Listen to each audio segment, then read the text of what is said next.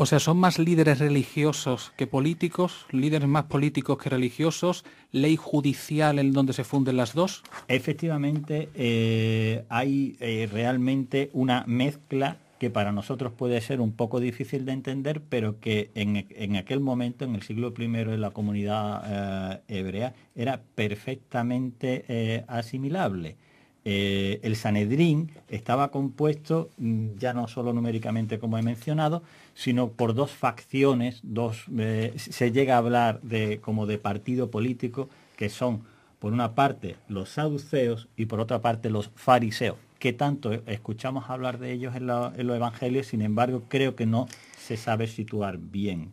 ¿Qué son las derechas y las izquierdas de aquella época? No, nada que ver, nada que ver. Es que el concepto ese no. El Sanedrín es un órgano de gobierno judío, antes de que estuvieran los romanos. Cuando llegan los romanos, lo que ponen también, aparte de poner el rey, los romanos también pusieron a sumo sacerdote. Y al que le interesa, a la persona, a ellos le interesa que le haga el juego. Entonces respetan el Sanedrín porque es un órgano de gobierno, y como respetan la religión y respetan los romanos, no se complicaban. Los romanos lo que querían era el tributo para Roma y punto. Entonces, en la sociedad hebrea de aquella época, existía un grupo de personas con una fuerte concepto religioso que se llaman los fariseos, que tenían una interpretación de la ley, de la Biblia. Bueno, en aquella época no era el Antiguo Testamento, el Pentateuco o la Torá, ¿no? Una interpretación totalmente distinta a los saduceos, que era otro grupo de personas. Sí, pero eran imperantes en la sociedad. Los saduceos eran helenos, hablaban griego, creían una tradición. Entiéndame, hemos dicho derechas e izquierdas, o sea, hay una parte muy conservadora, que son los fariseos, y una parte más renovadora en aquellos tiempos. Precisamente es al contrario. Quizás la conservadora sea los saduceos, porque interpretaban la ley al pie de la letra. Entonces el Pentateuco decía, no es que no dijera, es que no hablaba, por ejemplo, de una vida más allá, de la resurrección de los muertos. Entonces ellos pensaban que no tampoco se leía que Dios pudiera, el Dios Todopoderoso, pudiera intervenir en la vida cotidiana. Entonces ellos decían que se muere uno y punto. Mientras que los fariseos sí eran más progresistas, porque habían desarrollado y habían interpretado esas leyes. Son hasta pueblos distintos porque tienen hasta diferentes calendarios de fiestas. Sí, bueno, y forma de vida, y forma de vestimenta y de todo, ¿no? Me queda una pregunta, Ceferino, ¿y por qué entonces los romanos permiten esto, que no permiten en Egipto, cuando entran, o que no permiten en Grecia, de donde lo que hacen es copiar un montón de cosas para luego asimilarlas? ¿Por qué aquí sí parece que dejan cierta libertad para incluso la confrontación entre los mismos judíos?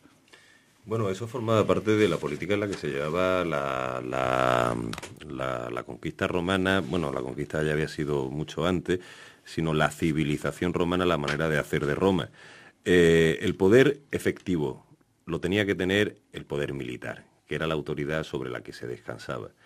El procurador de Judea, que era en aquel entonces Poncio Pilato, aunque antes había habido muchos más, era quien fiscalizaba la cuestión de tributo, recaudar, y querían cuidar bien un huevo de oro que era Judea, con su templo, que tenía una riqueza incalculable de cientos de años de donaciones y regalos al templo.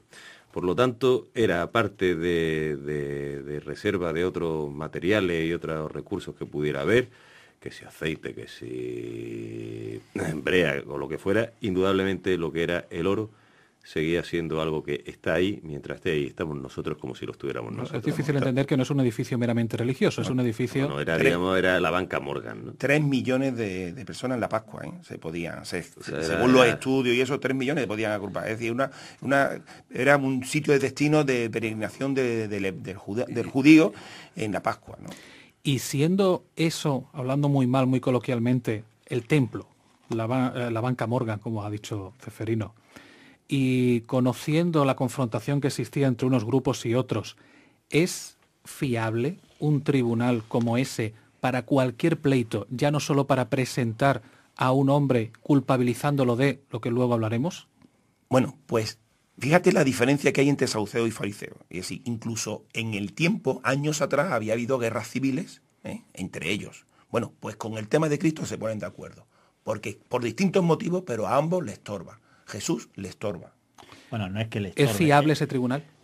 No, desde mi punto de vista, no. Caifás, que lo preside, actúa totalmente como juez y parte. Es quien acusa y quien incita a dictar una sentencia, llamémosle in voce, de todos los miembros, de gran parte de los miembros, que hablan de blasfemia. Es decir, la acusación por la que realmente al final es condenado es la blasfemia. Claro, porque por mucho romano que hubiera, la ley que rige es la hebrea. La ley para el hebreo, la comunidad hebrea, es exclusivamente la ley judía. Y realmente la blasfemia, que es el tomar el nombre de Dios en vano, es decir, era insultar a la majestad de Dios. No se podía utilizar la palabra Yahvé. El simple hecho de nombrarla ya la estabas denostando, ya era algo absolutamente impensable. Siempre se hablaba, cuando se refería uno a un judío, a Dios, pues el bendito, el poder divino, pero nunca. Sin embargo, en ese juicio que se comienza tras su detención en el Monte de los Olivos, cuando Caifás interroga a Jesús de Nazaret, según la ley procesal mosaica, era imprescindible que dos testigos fueran al menos coincidentes. Podían presentar los que quisieran, pero al menos dos coincidentes. Eso no se da. Y llega un momento donde parece ser que los dos testigos coinciden en que Jesús habla de la destrucción del templo, porque el templo estaba siendo utilizado de una manera comercial, aunque eso también tiene su sentido y su lógica en un momento determinado, si quieres lo explicamos más tarde. Y él, cuando le dicen, bueno, es que tú has dicho que eres el Hijo de Dios, dice, tú lo dices que yo soy, pero él jamás se priva, como buen judío, de nombrar la palabra por la que posteriormente fue condenado. Hay irregularidades desde el momento de la detención en el Huerto del Olivo. Se hace por la noche, se rompe mucho. Pues si les parece, todo eso lo recogemos mañana, en un segundo capítulo que queremos dedicarle a este proceso judicial que lleva al Cristo, a la cruz, que es como hoy lunes santo, solo una procesión lo presenta, pero que a partir de mañana serán otras tantas las que en ese momento de casi expiración presenten al Cristo, al Hijo de Dios. Rafael Ceferino, Francis, te saludo dentro de un instante. A los letrados, gracias. Gracias.